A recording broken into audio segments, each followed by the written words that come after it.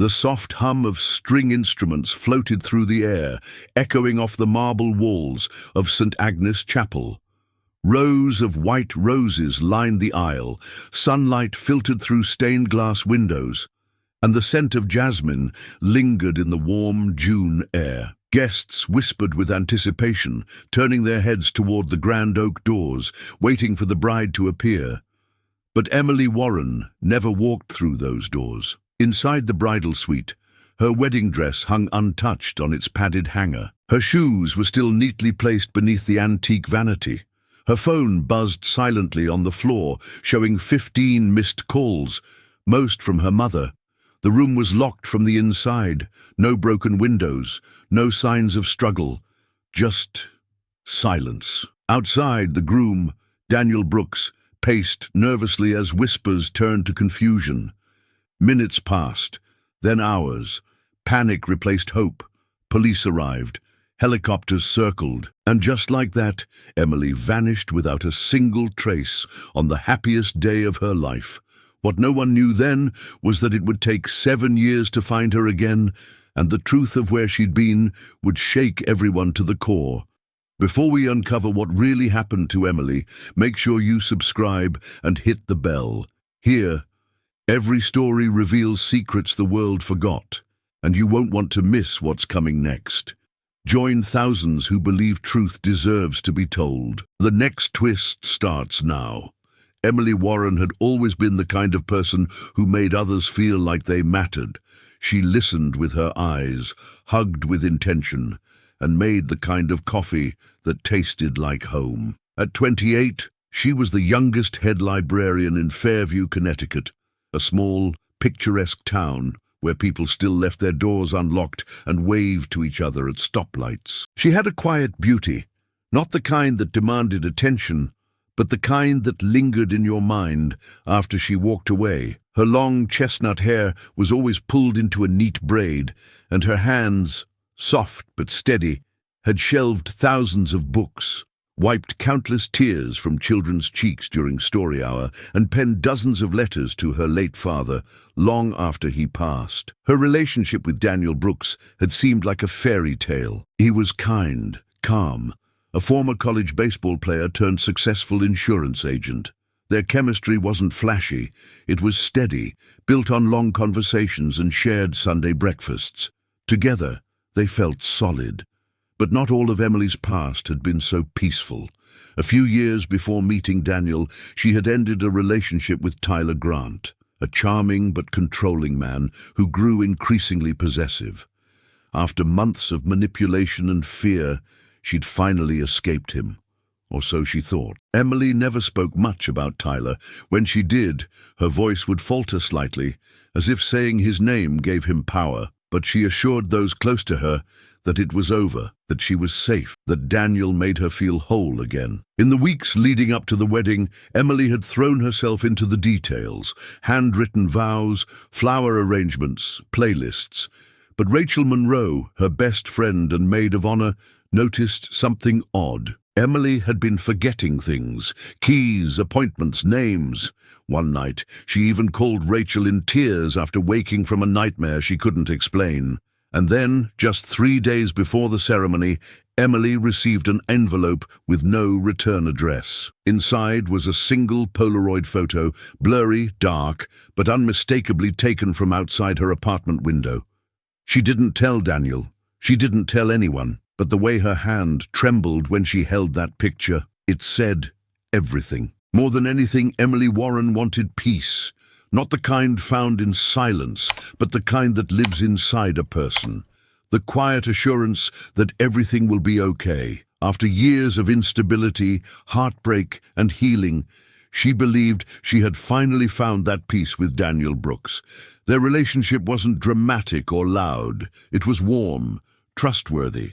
Daniel respected her boundaries, celebrated her quirks, and never pressured her to share what she wasn't ready to. Emily often told Rachel that he felt like home.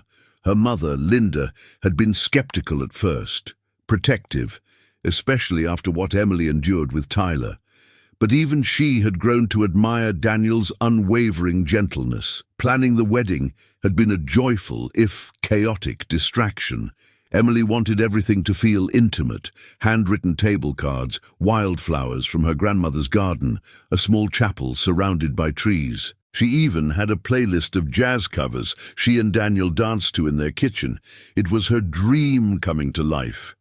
But as the wedding drew closer, something shifted. It started with a dream. Emily woke up gasping, drenched in sweat, convinced someone had been in the apartment. Daniel found her sitting on the floor of the bathroom, shaking. She brushed it off, just a nightmare. But over the next few days, they came more frequently. Always the same feeling: being watched, being followed, being hunted. One afternoon, she drove home from work and noticed a car idling across the street. A black Ford Crown Victoria with tinted windows. She tried to memorize the plates, but they sped off before she could. A few days later it was back, parked 2 blocks down, then gone, then back again. Rachel urged her to report it, but Emily hesitated. "What if it's nothing?" she said, trying to laugh it off, but her eyes betrayed her calm. The most chilling moment came a week before the wedding. Emily was walking through the bookstore downtown when someone bumped into her. She apologized instinctively, but when she looked up, the man was already gone. In her purse, tucked between her wallet and phone, was a folded piece of notebook paper. No envelope. Just one sentence, handwritten in red ink. "You promised you'd never forget me." Her hands froze, her throat tightened. That handwriting, she knew it. She hadn't seen it in years, but she knew it. Tyler. The name hadn't crossed her lips in almost 3 years. After she left him, Emily changed apartments, blocked every number he used, deleted social media. He had vanished after a confrontation with Linda, where she threatened legal action if he ever contacted her daughter again. The note felt like a whisper from a grave she'd buried deep. She didn't tell her mother, didn't want to worry Daniel, but something changed in her after that. Her eyes darted more.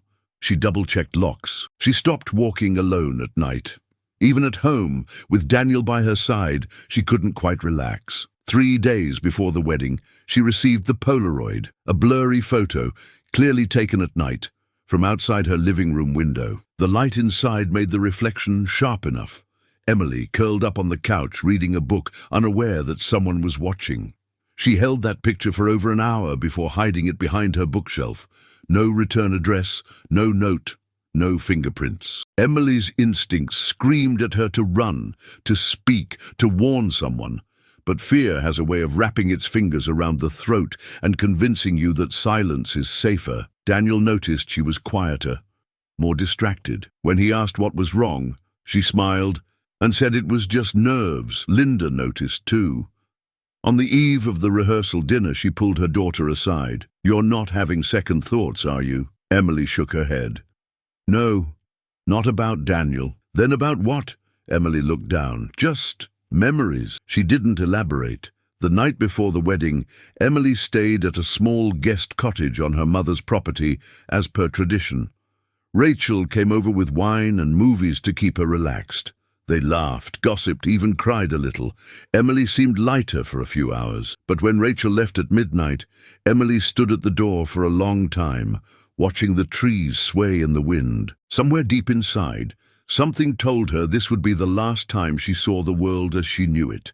She went back inside, locked every window, every door, turned off the lights, laid in bed, fully dressed, staring at the ceiling. Outside, in the woods behind the house, a figure stood just beyond the tree line, still, waiting. The morning of the wedding began like a dream, or at least that's how Rachel would later describe it. The sunlight poured through the guest cottage windows in golden streaks. Birds chirped. The grass sparkled with dew. Inside, Emily sat quietly at the vanity, her reflection calm, almost serene. Her dress hung nearby, delicate and ivory. Makeup brushes and hairpins were scattered across the counter, the smell of perfume mingling with the fresh air, drifting in through the partially open window. At 10:42 a.m., Rachel took a photo of Emily in her silk robe, laughing over a joke about cold feet. It would later become one of the most circulated images in news reports. Emily didn't look afraid. If anything, she looked ready. By 11:30 a.m., the stylist had finished her hair and makeup. Rachel left to get dressed in the main house, promising to return in 15 minutes. Emily was alone for what should have been a brief moment. No one ever saw her again. At exactly 11:55 a.m., Linda Warren knocked on the door to check in. No response. She tried the handle. It was locked from the inside. "Em?" she called. Silence. Assuming her daughter was in the bathroom or meditating, she didn't panic right away.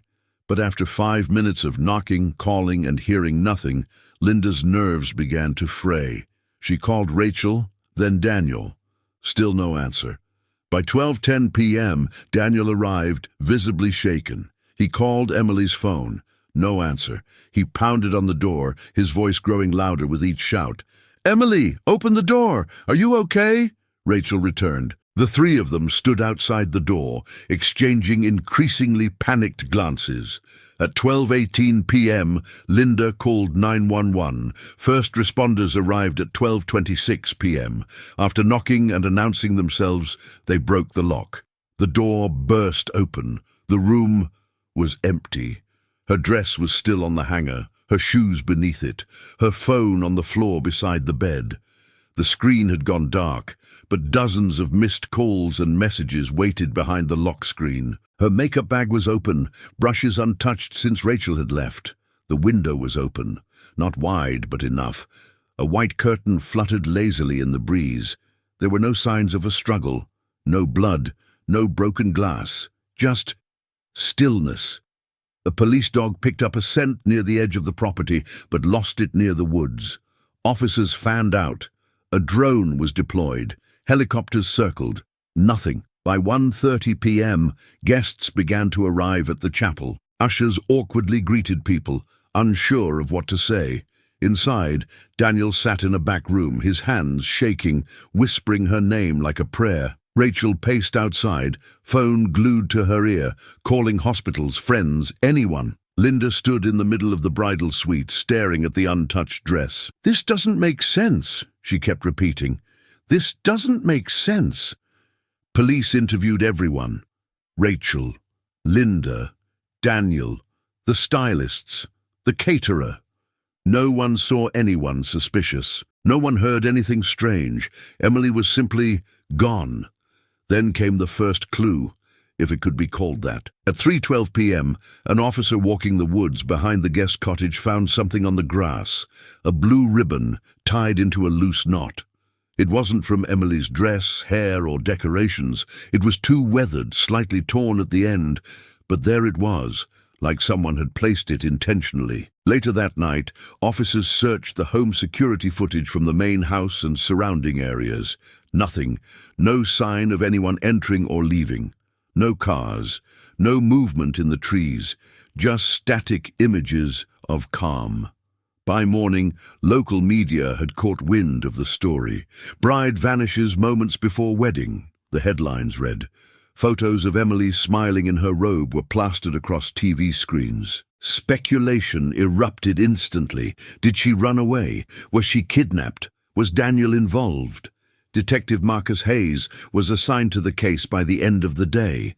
In his first statement, he told reporters, "This is not your average cold feet situation. We are treating this as a potential abduction." In the following days, volunteers joined the search. Emily's face was on every telephone pole in town. The woods were combed inch by inch. Search dogs, cadaver dogs, even divers scoured nearby creeks and ponds. But no trace was ever found. The wedding chapel became a memorial. Flowers left at the altar. A guest book filled with messages to a bride who never walked down the aisle. Then came the theories. Some believed she had planned her disappearance. Others were convinced Daniel had something to do with it. He cooperated fully, Interviews, polygraphs, phone records, but suspicion clung to him like smoke. Rachel was interrogated twice. So was Linda. Everyone who knew Emily was scrutinized. Still, the investigation hit a wall. The strangest moment came 2 weeks later. A hiker found a piece of lace deep in the woods, part of a sleeve, torn, damp. Forensics confirmed it matched Emily's robe. But how had it gotten there? Had she run? Had someone dragged her through the trees? No blood, no footprints, just that single piece of fabric clinging to a thorn bush. 7 days turned into 7 weeks, then months. Hope turned to grief. Speculation turned to silence. The police began calling it a cold case. But somewhere, out of sight, someone was watching. The investigation into Emily Warren's disappearance began immediately, but as days turned into weeks, the case grew colder. Detective Marcus Hayes, a seasoned investigator with a reputation for solving complex cases, was assigned to lead the inquiry. Initial interviews with family and friends yielded little. Daniel Brooks, Emily's fiancé, was cooperative but visibly distraught. He provided alibis, phone records, and even agreed to a polygraph test, which he passed. Rachel Monroe, Emily's best friend, recounted the events of the morning, emphasizing that Emily had shown no signs of distress. The guest cottage where Emily had been staying showed no signs of forced entry or struggle. Her belongings were untouched, and the only clue was the partially open window and the blue ribbon found nearby. Forensic analysis of the ribbon revealed no fingerprints or DNA. Surveillance footage from nearby properties was reviewed, but no suspicious activity was detected. The lack of evidence led to various theories, including the possibility that Emily had left voluntarily. However, those who knew her dismissed this notion, citing her excitement about the wedding and her close relationship with her family. As the investigation stalled, Detective Hayes revisited Emily's past. He discovered that Emily had previously been in a relationship with Tyler Grant, a man with a history of controlling behavior. Although Emily had ended the relationship years prior, Hayes considered the possibility that Tyler might be involved. Attempts to locate Tyler proved challenging. He had no fixed address and minimal digital presence. However, a breakthrough came when a local librarian reported that someone matching Tyler's description had been seen in the area weeks before the wedding. This lead prompted Hayes to dig deeper into Tyler's background. Further investigation revealed that Tyler had been discharged from his job due to inappropriate behavior, and had a restraining order filed against him by a former colleague. These findings painted a picture of a man with a volatile temperament and a potential motive. Despite these revelations, concrete evidence linking Tyler to Emily's disappearance was lacking. The case remained open, with periodic searches and public appeals for information. Detective Hayes remained committed to uncovering the truth, refusing to let the trail go cold. If this story is stirring something inside you, memories, questions, or even silent fears, take a moment to like the video and share your thoughts in the comments. Your voice matters here. Sometimes healing begins when we realize we're not alone in what we feel or what we've lived through. 7 years had passed. The case of Emily Warren had become a painful whisper in Fairview, a story people brought up in hushed tones at church picnics or behind the counter of the town diner. Her disappearance had inspired countless online forums, podcasts, and conspiracy theories. But for those who knew her, life had become a cycle of empty anniversaries and unanswered prayers. Daniel Brooks had moved away. He sold the house they were meant to live in together and eventually remarried. Linda Warren never stopped looking. Every year on Emily's birthday, she left a single white rose at the chapel door. Detective Marcus Hayes had transferred to a neighboring district, but the case file never left his desk drawer. He checked in every month, hoping for movement, for something. And then, on a humid Thursday afternoon in August, something finally happened. A 911 call came in from a pharmacist in a small town called Oak Ridge, 3 states away. The woman on the line didn't say much, just that a man had come in with a young woman who looked frightened, and when the man wasn't looking, she'd slipped the pharmacist a note. It read, "My name is Emily.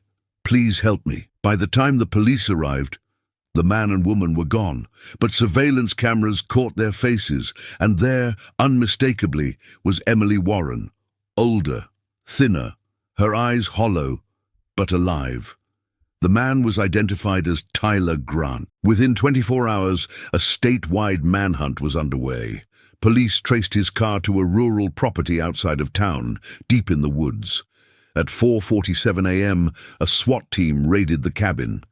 Inside, they found Tyler standing in the kitchen, calmly pouring coffee. Emily sat on the couch, arms folded across her chest, a thin blanket wrapped around her. She didn't run. She didn't scream. She simply looked up and said, "Please don't hurt him." The officers were stunned. Emily was alive, but she wasn't reacting like a typical kidnapping victim. There was no visible panic, no cries for help.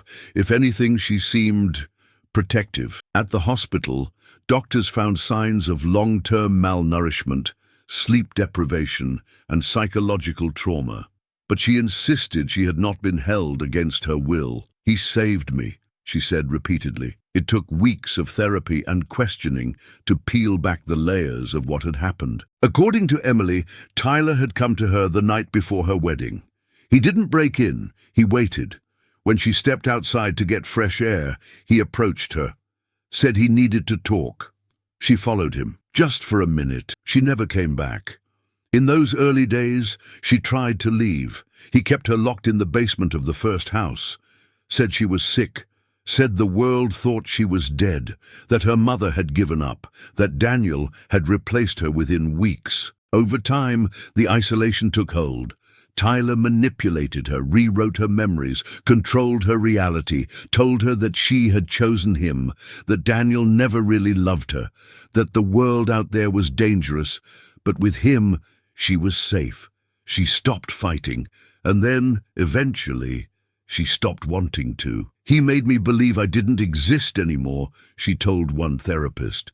"Like the only person who still saw me was him." So what Emily experienced was later diagnosed as complex trauma bonding, often associated with a condition similar to Stockholm Syndrome, where victims of long-term abuse develop emotional attachments to their captors. The news broke like a thunderclap. "Missing bride, found alive after 7 years," was splashed across every national headline. Old footage of Emily in her robe on the morning of her wedding aired alongside clips of her being escorted from the cabin, pale and gaunt. Public reaction was explosive. Some viewers wept, others speculated. Theories ranged from cult involvement to secret identities. But for those who knew her, really knew her, it was a miracle and a tragedy all at once. Linda Warren flew to Oak Ridge the moment she received the call, but when she saw her daughter, Emily didn't embrace her. She didn't cry. She simply looked at her and said, "I thought you stopped looking for me." Linda broke down in the hallway. The daughter she had prayed for was alive, but not the same. Daniel, now living in Colorado, declined to speak publicly, but in a rare message sent to Emily through her therapist, he wrote, "You were never forgotten, and I never stopped loving the person you were." Emily didn't respond. Tyler Grant was arrested and charged with multiple felonies, including kidnapping, unlawful imprisonment, and aggravated assault. During his trial, he claimed Emily had come with him willingly. "She loved me," he said on the stand. "I gave her peace." But the evidence told a different story. Deadbolts on every door, blackout curtains, no communication with the outside world. Dozens of journal entries where Emily had written, "I miss the sun," and "I don't remember my real name." He was sentenced to 45 years in prison. Emily, after months of medical care and psychiatric treatment, moved into a transitional recovery home under a new identity. Her therapists advised limited contact with the media, and she agreed. "I don't know who I am out there anymore," she said, "but I'd like to find out." Emily Warren did not return to Fairview. The town that once buzzed with prayer vigils and candlelight walks for her safe return had become a place frozen in the past. While many had hoped for her homecoming, the truth was far more complicated. The woman who left at 28 had returned at 35, but she hadn't really returned at all. Her recovery was quiet, intentional and fragile. Living under a protected identity in an undisclosed location, Emily began the slow process of rediscovering who she was. She took up painting, something she'd loved as a teenager. She began to write poetry again, not about captivity or escape, but about stillness, about colors, about things that made her feel real. Some days she woke up believing she had imagined the whole thing. Other days, she couldn't get out of bed. Tyler Grant's conviction brought relief, but not closure. Emily didn't attend the sentencing. Her therapists advised against it, and she agreed. "I don't need to see him punished," she told them. "I just need to remember I'm not his anymore." Linda Warren tried to rebuild their relationship, but progress was slow. The years apart had created a distance that love alone couldn't bridge. They spoke monthly by phone, sometimes for an hour, sometimes for just a few minutes. Trust had to be relearned, one word at a time. Rachel Monroe visited once with Emily's consent. They sat in silence for most of the afternoon. Then, Rachel pulled from her purse the photo she had taken the morning of the wedding, Emily in her silk robe, smiling with a lightness that had since disappeared. Emily stared at it for a long time, then quietly asked, "Do you think I'll ever be her again?" Rachel didn't lie. She simply said, "No, but maybe someone even stronger." Daniel never reached out again. His letter remained the only contact, and Emily kept it tucked in the back of a journal. She never reread it, but she couldn't throw it away either. It was proof that someone once had waited for her without conditions. The case changed the way law enforcement approached missing adults, particularly those with prior abuse histories. New training programs were implemented in several counties. Emily's experience became required reading at a national criminal psychology seminar. But beyond the policies, beyond the media and analysis, remained one unshakable truth. Emily Warren was not just a survivor of physical captivity, but of psychological erasure. And what she fought to reclaim wasn't just freedom, it was her identity.